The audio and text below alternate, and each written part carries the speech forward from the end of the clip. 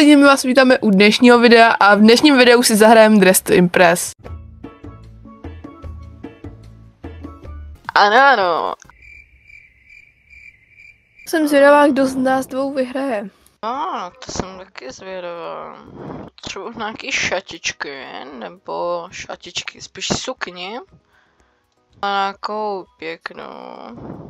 Se nějak hodně lidí odpojilo, mi přijde. Jo.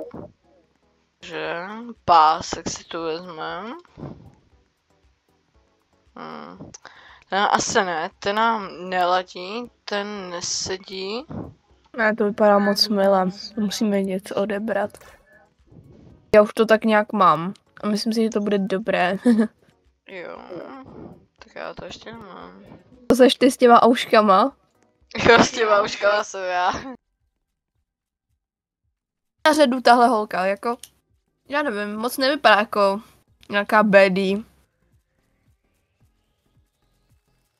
Já jí dám jednu. Tak jdu já.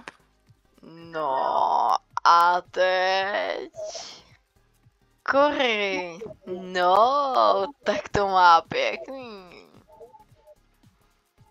To se mi líbí. Tak toto se mi líbí. Tak, teď jdu já. Kde? Nori. Jí dám 5. Kde jsi vzala tak ten nápad na ty uši? Tam byl? Tam byl ten nápad, jo? Ne, jo, ano. V mozku byl nápad, ano. Oh. No, tahle holka, no to jako není moc baddie, to je spíš mermaid. Ale má to pěkný. To musím uznat, že to je fakt pěkný. No, tady to se mi líbí. To No. je taková baddie. Ty jí dám 3. Mně ne. Já musím přiznat, že tady to se mi moc nelíbí. Další máme.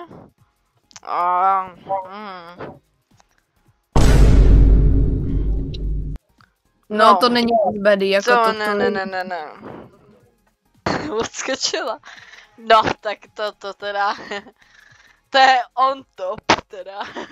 No, to strašně jako baddie, jako tak to nosí určitě jako u nás ve městě, jako. Ano. On ti dám jednu. No, Já jsem první a ty jsi druhá. Wow! Tak to je skvělý.